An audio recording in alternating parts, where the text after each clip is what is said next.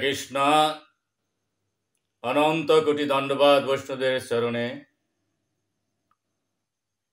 এই দেবরদুল্লাভ মানব জনম সার্থক হবে যদি আমি এই ভাব শূন্য হয়ে এই ভাগবত কথা প্রতিনিয়ত শ্রবণ করি। তাহলে এই জগৎ সংসারের অথবা চিন্ময় লোকের মহা মহা ভগবানের সাংস্বরূপ যা না পারছে, যিনি ভাগবত কথা আমি আমার শূন্য হয়ে শ্রবণ করবে, তার চেয়ে অধিক সে ফল লাভ করবেন। সুতরাং এই মানব জন্মে আমরা সেটা পারি। ভাগবত কত সুন্দর করে বললেন, অহম মম অমিতনুত্থই কাম লোভদি মলই। আমরা যখন কাম ক্রোধ লোভ মত মাৎসর্য নিয়ে আমরা ভগবানের সেবায় চলে যাই, যথার্থভাবেই আমরা কালকে জয় করতে পারি না। কাল আমাদেরকে শেষ করে দেয়, নিয়ে নেয়।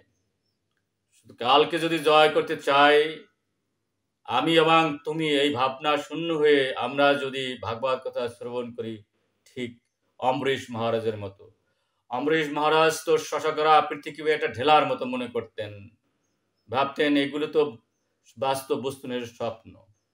তাই ভাগবত বলছে স্বপ্নই আভাতি জয়া বদ্ধ বিপর্য। এই বাস্তব বস্তু হচ্ছে ভগবান, ভগবানের প্রেম। আর যা কিছু অবাস্তব বস্তু সা কালে নিয়ে যায়।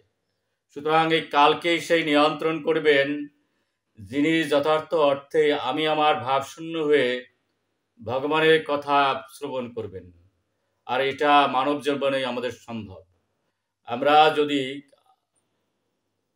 আমি আমার ভাবশূন্য হয়ে, আমি আর তোমার ভাবশূন্য হয়ে ভগবানের কথা শ্রবণ করি, কালকে পর্যন্ত আমরা নিয়ন্ত্রণ করতে পারব। যে কাল এই জগতের সংসারে কেউই নিয়ন্ত্রণ করতে পারে না, কিন্তু সেই সুযোগটা ভগবান মানুষকে দিয়েছেন। তাই বলা হয় দেবরদুল্লাভ মানব জনম।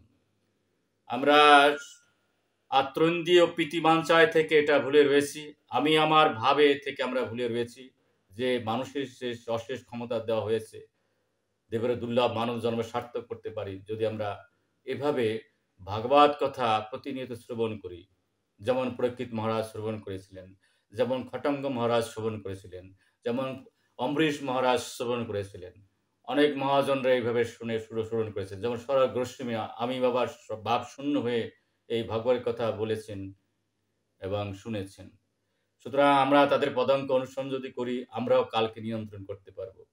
আর তা কি করবো, আমরা অমৃত ধামে চলে যাব। আমরা কি করব, আমাদের দেবরদুল্লাভ মানব জন্ম সার্থক হবে। আর যদি আমি আমার শূন্য না হতে পারি, আমি তোমার ভাবে শূন্য না হতে পারি, কাম ক্রোধ লোভের মধ্যে যদি হাবুডুব খাই, তবে বুঝতে হবে যে আমার এই দেবরদুল্লাভ মানব জন্মটা অপচয় হয়ে যাচ্ছে। তাই আমাদের প্রতিনিয়ত সুযোগ পেলেই এই দেবরদুল্লাভ মানব জন্মকে সার্থক করতে হলে আমরা সুযোগ পেলেই আমরা কৃষ্ণ কথা শ্রবণ করব, আমরা বলবো, তাহলে আমাদের দেবরদুল্লাভ মানব জন্ম সার্থক হবে। এখানে আত্মেন্দ্রিয় প্রীতিবাঞ্ছে আমাদের সর্বনাশ। আমরা যদি আত্মেন্দ্রিয় প্রীতিবাঞ্ছা থেকে একটু দূরে সরাতে পারতাম, যেমন ধরুন অন্ধকার ঘর যত বড়ই অন্ধকার হোক, এক মুহূর্তের মধ্যে একটি আলোকে আলোকিত হয়ে ওঠে যদি আমরা প্রদীপ জ্বালাই। তদ্রূপ আমরা যদি আত্মেন্দ্রিয় প্রীতিবাঞ্ছাকে দূরে সরাতে পারতাম এক সেকেন্ডের জন্য, এক সেকেন্ডের মধ্যেই আমরা কালকে নিয়ন্ত্রণ করতে পারতাম। যে কালকে নিয়ন্ত্রণ করার শক্তি কারোর নাই, সেই কালকে নিয়ন্ত্রণ করার শক্তি মানুষকে ভগবান দিয়েছেন। সেই কালকে নিয়ন্ত্রণ হবে আমরা যদি সেই কালাতীত গুণাতীত ধারণাতীত তার কথা শ্রবণে যুক্ত হই। তিনি যেমন কালকে নিয়ন্ত্রণ করতে পারেন, আমরা যদি তার কথায় যুক্ত হই, আমরাও কালকে নিয়ন্ত্রণ করতে পারবো। সে সাক্ষী ভগবান ভাগবতের মধ্যে দিয়েছেন এবং সেটা এক মুহূর্তের মধ্যে সম্ভব, খটাঙ্গ বা মহারাজের মতো। সুতরাং আমরা যদি সেই ভগবান যিনি কালকে নিয়ন্ত্রণ করেন তার সাথে তার কথার যদি আমি যুক্ত হই, তাহলে আমরা কালকে নিয়ন্ত্রণ করতে পারবো। তো দুর্ভাগ্য হলো সত্য, আমরা বুঝিও অনেক সময় বুঝি না। যখন আমরা মোহগ্রস্ত হই, আমি আবার ভাবে থাকি, তখনই আমাদের এই জগৎ সংসার থেকে আমাদের কত রকমের সমস্যা এসে যায়। সুতরাং দেবদুর্লভ মানব জন্ম যদি আমরা সার্থক করতে চাই, তাহলে ভাগবত যা বলছেন, গীতা যা বলছেন, সেগুলির দিকে আমাদের নজর রাখা উচিত এবং আত্মেন্দ্রিয় প্রীতিবাঞ্ছা থেকে দূরে সরা উচিত। যতক্ষণ পর্যন্ত আত্মেন্দ্রিয় প্রীতিবাঞ্ছার মধ্যে রয়েছি, আমি যদি দেবতা হই, আমি যদি ব্রহ্মা হই, অথবা যাই কিছু হই না কেন, আমাকে কিন্তু এই জগৎ সংসারের কালকে আমি নিয়ন্ত্রণ করতে না, আবার আসা যাওয়া চলতেই থাকবে এবং সেই তিতাব জ্বালা, আবার সেই জন্মমৃত্যু জরাবধি। এখানে ভগবান বললেন, ব্রহ্ম ভুবান্ত লোকা পুনরাবৃত্তি অর্জুন। আমি যদি আমি আমার ভাব নিয়ে সেই ব্রহ্মলোকেও যাই, তাহলে সেখান থেকে চলে আসতে হবে। মামুত্তু কুন্তীয় পুনর্জন্ম ন বিদ্যতে। আমরা যদি ভগবানের কথায় যুক্ত হই, ভগবানে যুক্ত হই, যেমন একটা পুকুর যতই ছোট হোক না কেন, সমুদ্রে যদি যুক্ত হয়, কোনোভাবেই তাকে শোষণ করা যায় না। তদ্রূপ আমরা যদি ভগবানে যুক্ত হই, ভগবানের কথায় যুক্ত হই, তাহলে আমরা অমর হয়ে যাব। শুধু কি অমর, যারা দেবতার সে দেবতার দুর্লভ গতি হবে। আমরা আমরা আমাদের জীবন ধন্যতি ধন্য হয়ে যাবে। এবং এই প্রসঙ্গে সুখদেব গোস্বামী অত্যন্ত সুন্দর করে বলেছেন। সুখদেব গোস্বামী বলেছেন, শুদ্ধ ভক্তের সঙ্গ প্রভাবে ক্ষণিকের উপলব্ধিও মনুষ্য জীবনকে অমরত্ব প্রদান করে। আমরা যদি এই শুদ্ধ ভক্ত অথবা এই গ্রন্থ ভাগবত, ব্যক্তি ভাগবত এদের সঙ্গ করি, তার ফলে অমরত্ব প্রদান করে। আচ্ছা, তার ফলে সূর্য সেই শুদ্ধ ভক্তের আয়ু হরণ করতে পারেন না। আমরা যদি সেই ভাগবত কথায় যুক্ত হই, আমি আমার ভাব শূন্য হয়ে, তাহলে সূর্য কখনো আমাদের এই আয়ুকে হরণ করতে পারবেন না। আমরা এক মুহূর্তের মধ্যে আলো জ্বালালে যেমন যত করো অন্ধকার ঘর হোক, আলোকে আলোকময় হয়ে যায়।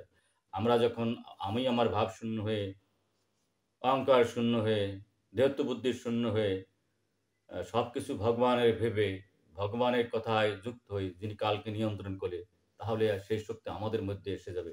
কাল আর আমাদেরকে নিতে পারবে না, যদি আমরা ভগবানের কাছে যুক্ত হই। কি চমৎকার করে এই ভাগবতান বলেছেন। আয়ু হরিতি বৈ পুংসাম উদ্যান অস্তন জনসু। সূর্য ওঠে এবং অস্ত যায়, সাথে সাথে যারা আমি আমার ভাবে থাকি, সে ব্রহ্ম হই আর দেবতা হই, যাই হই, যদি আমি আমার ভাবে থাকি, তাহলে আমাদের কালকে হরণ করে নিয়ে যাবেন ভগবান। আর আমি আমার ভাব শূন্য হয়ে যদি ভগবানের কথায় যুক্ত থাকি, ভগবান কত সুন্দর কথা বলেছেন। তস্বরিতে, সেই লোকটার যে আমার জীবন থেকে আমি কালকে হরণ করব না, যিনি আমার কথায় যুক্ত থাকবেন। আমি এবং আমার কথা অভিন্ন। আমি যেমন গুণাতীত, আমার কথাও তেমন গুণাতীত। আর আমার কথা যে শুনবেন, তিনিও কালকে নিয়ন্ত্রণ করতে পারবেন। জগৎ সংসারের সব কিছু কাল নিয়ে যায় এক সময়, কিন্তু আমাকে নিতে পারে না, আর আমার কথা কেউ নিতে পারে না। সুতরাং আমার কথার সাথে যে যুক্ত হবে, তাকে কখনো কাল নিতে পারে না। কি সুন্দর কথা বলছেন এখানে। তস্বরীতে যৎক্ষণিত, এক মুহূর্ত যদি কেউ আমার কথার সাথে যুক্ত হয়, যেমন এক মুহূর্তের মধ্যে অন্ধকার ঘর যতই অন্ধকার আলোকে আলোকিত হয়ে ওঠে, তদ্রূপ এক মুহূর্ত যদি কেউ আমার কথার সাথে যুক্ত হয়, তাহলে সে অমর লোকে অমরত্ব লাভ করে। উত্তম শ্লোক বার্তা বলছেন, আমার কথা যারা শ্রবণ করবেন এবং করাবেন, তারা আমাতে যুক্ত রয়েছেন এবং আমাকে যেমন কালে নিয়ন্ত্রণ করতে পারে না, আমি কালকে নিয়ন্ত্রণ করি, আমি তদ্রূপ তারা হয়ে যায়। এই জন্য বলছেন, সূর্যদেব প্রতিদিন উদিত ও অস্তগত হয়ে সকলের আয়ু হরণ করে। সূর্যদেব উঠে এবং অস্ত যায়, সাথে সাথে সকলেরই আয়ু হরণ করে, যারা আমি আমার ভাবের মধ্যে রয়েছেন, বাত্যেন্দ্রিয় প্রীতিবাঞ্ছার মধ্যে রয়েছেন। কিন্তু যারা সর্বমঙ্গলময় পরমেশ্বর ভগবানের কথা আলোচনা করে, তাহাদের সময়ের সদ্ব্যবহার করেন, তাদের আয়ু কেবল তিনি হরণ করেন না। কি সুন্দর কথা এখানে আমাদের ভাগবত কথা বলেছেন। সুতরাং আমরা প্রতিনিয়ত যদি এই ভগবানের কথায় যুক্ত থাকি, ভগবানের স্মরণে যুক্ত থাকি, তাহলে আমি আমার ভাব শূন্য হয়ে যাব। এবং আমি আবার শূন্য হয়ে গেলে, আমি তোমার ভাব শূন্য হয়ে গেলে, তখনই আমরা ভগবানের যুক্ত হতে পারবো। সুতরাং যে কোনো মূল্যে আমাদের করা উচিত, প্রতিনিয়ত এই ভাগবত কথা শ্রবণ করা উচিত। শুনতে, শুনতে আমাদের আমি আমার ভাব শূন্য হব, আমি তোমার ভাব শূন্য হব। তখন বুঝতে পারবো বাস্তব বস্তু কি। আর এই জগৎ সংসারে আমরা যা কিছু দেখি তা ঢেলার মতো হচ্ছে স্বপ্ন। এই স্বপ্নের ভিতরকে বাস্তব ভাবছি আর বাস্তব যুগকে স্বপ্ন ভাবছি। এটাই আমাদের দুর্ভাগ্য। তো এটা আমরা কখন বুঝতে পারবো? যদি আমরা যথার্থ অর্থেই এই প্রতিনিয়ত ভাগবত কথা শ্রবণ করতে থাকি। প্রতিনিয়ত যদি ভাগবত কথা শ্রবণ করতে থাকি, আস্তে, আস্তে আমাদের হৃদয়ের যে কালিমা, আমাদের যে অহংকার, অভিমান, ধেয়ত্ব বুদ্ধি, আমিমার ভাব তা আমরা শূন্য হয়ে যাব। এই সহজে আমরা হব না। কল্প, কল্প যুগ ধরে আমরা ভোগের মধ্যে আছি। আমি আমার ভাবের মধ্যে আছি। কাম, লোভ, মদ, মাৎসর্যের মধ্যে আছি। এইগুলো আমরা থেকে রেহাই পাবো যদি প্রতিনিয়ত আমরা ভাগবত কথা শ্রবণ করি। আর যদি শ্রবণ করি, শ্রবণ করতে, করতে আমাদের কি হয়ে যাবে? আমরা ভগবানে যুক্ত হয়ে যাব। ঠিক সমুদ্রে যেমন পুকুর যুক্ত হয়ে থাকে। তাহলে আমরা সেই অনন্ত, অনন্ত, অনন্তকাল আমরা বৈকুণ্ঠ ধাম প্রাপ্ত হওয়ার সুযোগ পাবো। আর এক মুহূর্ত কালও ভগবান আমাদের থেকে সময় কেড়ে নিয়ে যাবেন না। সেখানে ভগবান এখানে সাক্ষী দিলেন।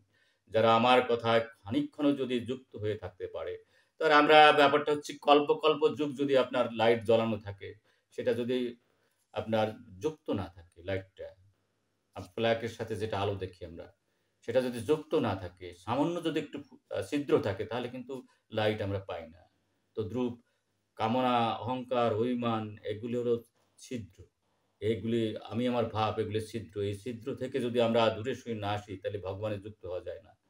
এবং আমি আমার ভাব যখন থাকে, অভিমান থাকে, দেহত্ব বুদ্ধি থাকে তখন আমরা ভগবানে যুক্ত হতে পারি না। যেমন আ আপনারা কা সুইচ যতই ফাঁকা থাকে, যদি লুজ থাকে তাহলে তো আলো আর আসবে না। তদ্রূপ আমরা এইগুলি সরাই দিয়ে যদি ভগবানে যুক্ত থাকতে পারি, তাহলেই আলো আসবে। আর আমাদের এই হৃদয় কন্দরে যত রকমের অন্ধকার থাকুক এক মুহূর্তের মধ্যে দূরীভূত হয়ে যাবে।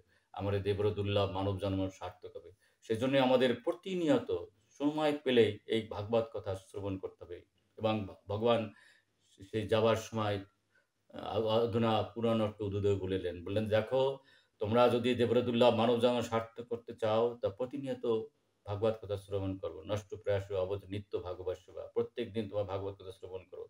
শ্রবণ করতে, করতে, করতে, করতে, করতে, করতে তোমাদের হৃদয়ের সব কালিমা চলে যাবে এবং একসময় আমি আমার ভাব শূন্য হয়ে যাবে। কাম, ক্রোধ, লোভ, মদ, মাৎসর্য শূন্য হয়ে যাবে। একসময় এই উপলব্ধি হবে জগৎ সংসার ভগবানের। আমরা এখানে অতিথি মাত্র। সুতরাং এই ভাবনা নিয়ে যখন সব গোবিন্দের ভেবে ভাগবত কথা আমরা শ্রবণ করব প্রকৃতির মতো, অম্বরীশের মতো, খটাঙ্গ মহারাজের মতো, তাহলে দেবরদুল্লাহ মানব জন্ম সার্থক হবে। আর আমরা যারা শুনবো এবং বলবো আমাদের আয়ু হরণ করবেন না। আমরা শুনতে, শুনতে একসময় গোলক বৃন্দাবনে যাব অথবা বৈকুণ্ঠ ধামে। যদি যাই সেখানে অনন্ত, অনন্ত কালের প্রভাব সেখানে নেই। কাল সেখানে আমাকে কেউ হরণ করে না। সুতরাং এজন্যই বলছেন যারা যথার্থ অর্থেই ভগবানের কথা শ্রবণ করবেন, তাদের আয়ু কখনো হরণ করেন না বা যা বলবেন। আর যারা যেই পজিশনে থাকুক না কেন, যে অবস্থায় থাকুক না কেন, যদি আমি আমার ভাবনা নিয়ে, কর্তৃত্ব অভিমান নিয়ে সে সময়টা ব্যবহার করে, সে কাল তাদের জীবনটাকে হরণ করে নেয়। এখানে সেই শ্লোকটা এখানেই বলছেন। তাই বলছে, "আয়ু হরতি বৈপুংসাম উদাহরণ যৎ আসন, তস্য ঋতে যৎ খননিত উত্তম শ্লোক বার্তায়া।" আমরা কান কথা না বলে সুযোগ পেলেই এই ভগবানের কথায় আমরা নিয়োজিত থাকবো। তাহলে আমাদের দেবের দুর্লভ মানব জন্ম সার্থক হবে। আসুন আমরা সবাই মিলে এই ভাগবত কথা যুক্ত হই, কথায় শোনায়। আর এই ডাইনে বাঁয়ে বাঘ যা কিছু আছে ভগবান যদি আমরা এটা থাকি, ভগবানকে স্মরণ নেই। ভগবান বলছেন যে আমাকে যে ২৪ ঘন্টা স্মরণ নেয়, তার জন্য আমি কি করি? সবকিছু জোগাড় করে দেই। আর তার সবকিছু আমি রক্ষা করি। আসলেই রাখে কৃষ্ণ মারে কে মারে কৃষ্ণ রাখে কে? বস্তুত এই। সুতরাং আমরা যদি ভগবানে যুক্ত হতে পারি, তাহলে কাল আমাকে কখনো প্রভাবিত করতে পারবে না। আমার আয়ু হরণ করতে পারবে না। আমার আয়ু কি করবেন? সেই বৈকুণ্ঠ ধাম আমরা যাবো, তো গোলক বৃন্দাবন যাবো। আমাদের কখনো আমাদের আয়ু হরণ হবে না। সুতরাং আসুন আমরা প্রতিনিয়ত ভাগবত কথা শ্রবণ করি অথবা করাই। দেবের দুর্লভ মানব জন্ম সার্থক করি। সকলা বর্গে ভারতবর্ষে জন্ম হইল যার, জন্ম সার্থক করি পর উপকার। যদি আমরা জীবকে এই ভাগবতমুখী করতে পারি, ভগবানমুখী করতে পারি, ভগবানে যুক্ত করতে পারি, তাহলে সেইটা হবে সর্বশ্রেষ্ঠ দান। কারণ এই পৃথিবীতে যা কিছু দেব তা তো কিছুই নিয়ে যাওয়া যাবে না। সব রেখে যেতে হবে। আর যা কিছু পাব তারপরে তো তার চোখ কি দুটোই থেকে যায়, কান তো দুটোই থেকে যায়, মাথা তো একটাই থেকে যায়। সুতরাং যদি শ্রেষ্ঠ দান করতে হয় তাহলে মানুষকে ওই ভগবানের কথায় যুক্ত করে দিতে হবে। তাহলে সে কি হবে? তার আয়ু হরণ হবে না। সে সে দেবতারও দুর্লভ গতি লাভ করবে এবং অমরত্ব, সেই অমরত্ব আর কখনো তার ফিরে আসতে হবে না। সেই অমরত্ব থেকে তার জীবন সার্থক হবে। সুতরাং আসুন আমরা সবাই মিলে যখনই সময় পাই তখন এই ভাগবত কথায় যুক্ত হই। দেবের দুর্লভ মানব জন্ম সার্থক করি। বিশেষ করে কার্তিক মাসে ভাগবত কথা শ্রবণ করা আরো উত্তম। সুতরাং এই কার্তিক মাসে যখনই আমরা সুযোগ পাবো তখনই যেন আমরা ভাগবত কথা শ্রবণ করি। তাহলে দেবের দুর্লভ মানব জন্ম সার্থক হবে। হরে কৃষ্ণ। সকলের ইহকাল পরকালের মঙ্গল কামনা করে এখানে বিশ্রাম নিচ্ছি।